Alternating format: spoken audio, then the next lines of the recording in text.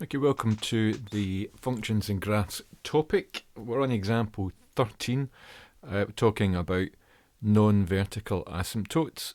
So if you haven't seen example 12, do so first of all, because it goes back over the three different types of non-vertical asymptotes. The first type that we did in example 12 was when the order of the polynomial in the denominator was greater than the numerator.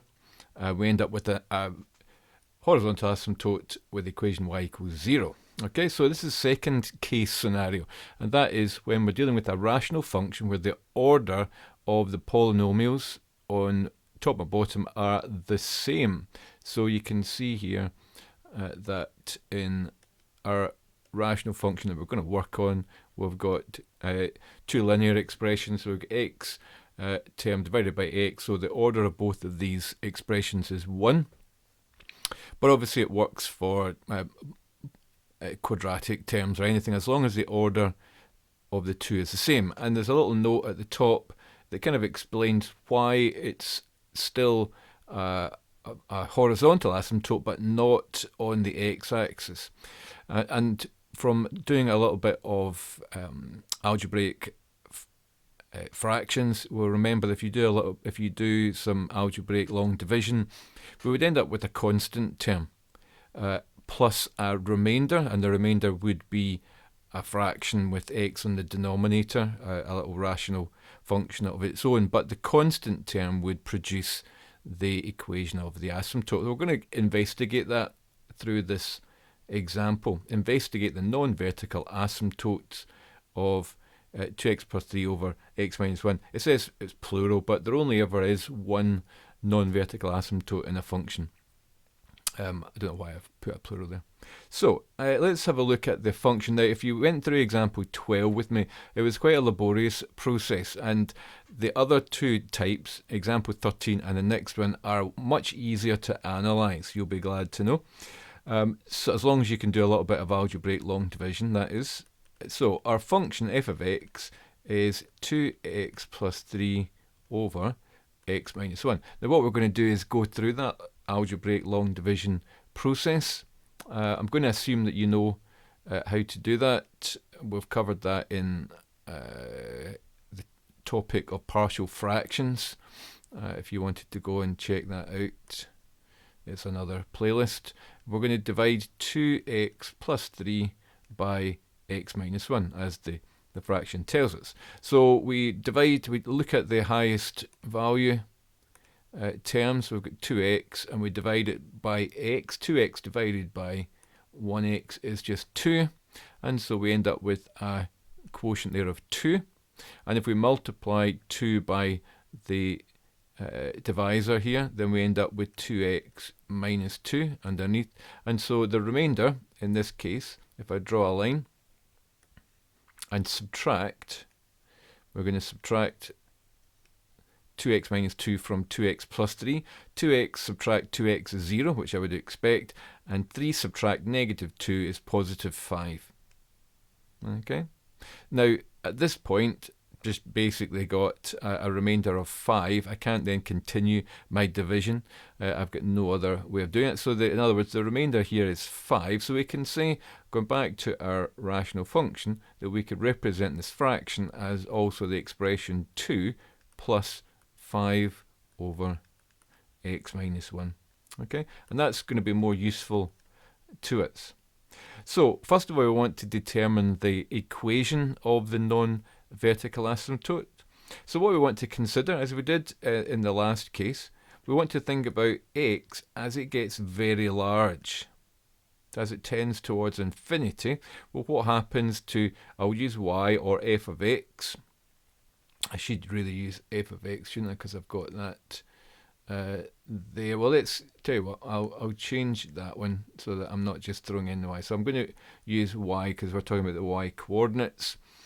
So what happens as x gets very large? Well, 2, of course, is going to stay 2.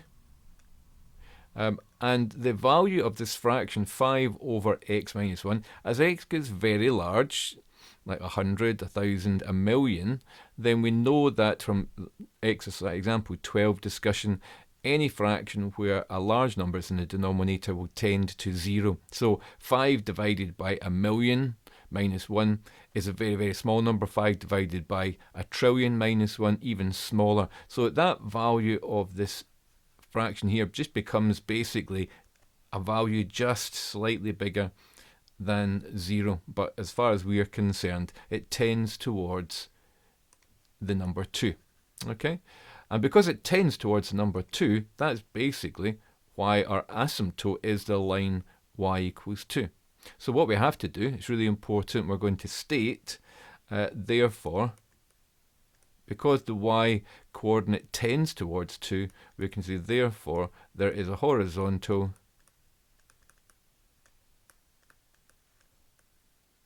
asymptote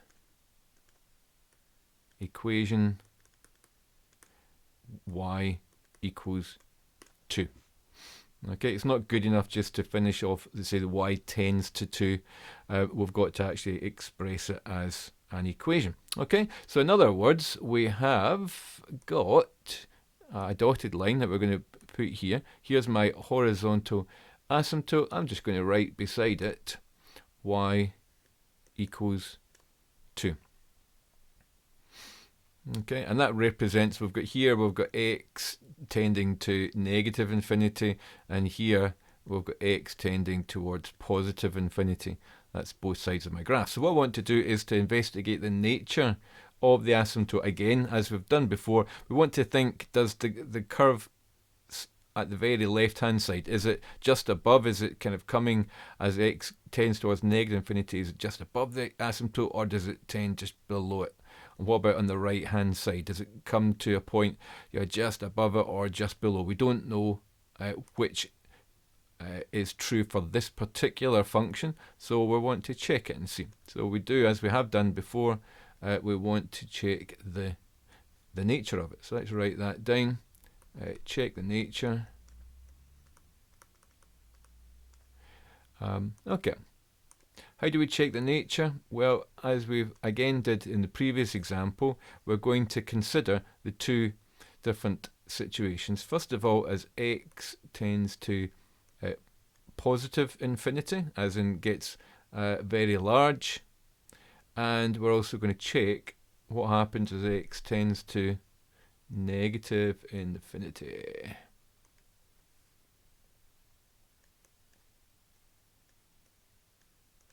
Oops, that wasn't very good. I shall make it a wee bit neater, the whole thing.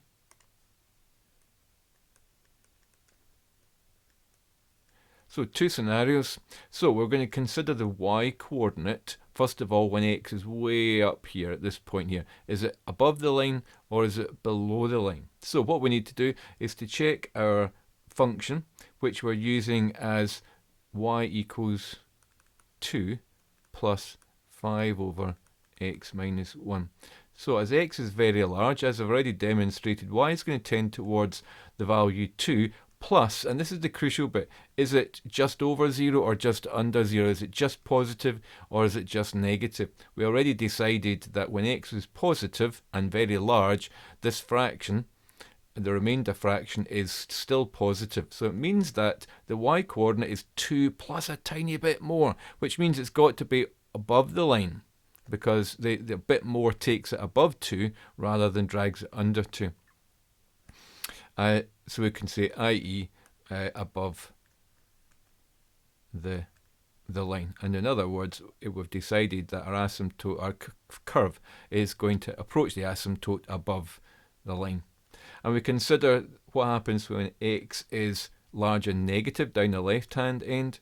Well, what we need to do is to think about what would happen if x was negative and very large. So it still tends towards the number 2, because that's a constant.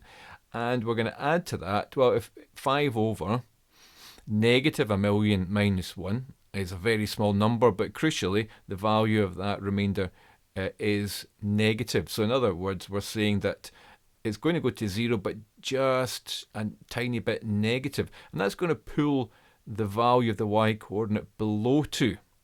So it means that it's actually going to be on the left-hand side of the graph. It's going to be less than 2. So the deciding factor is effectively whether, although we say that fraction is nominally 0, it still has a value, positive or negative, which affects where on its position relative to y equals 2. So that means the curve is going to approach the asymptote to the left-hand side from below. Okay? So that's us got. All we're doing at the moment is investigating the nature of the asymptotes. Well, first of all, we have taken the rational function. Because the orders are the same, we do a little bit of algebraic long division. We rewrite the function in terms of quotient and a remainder, and we check what happens as x gets very large and it tends to this constant term y equals to 2, so therefore the equation of the horizontal asymptote is y equals 2, and then we can consider for positive large values of x and for negative large values of x whether the y coordinate of those points will be just above 2 or just below 2, and that's us investigated the function. Okay, I hope that's been helpful. Going to have a look at example 14 where we'll look at the last condition where we're dealing with oblique asymptotes, and that's exciting.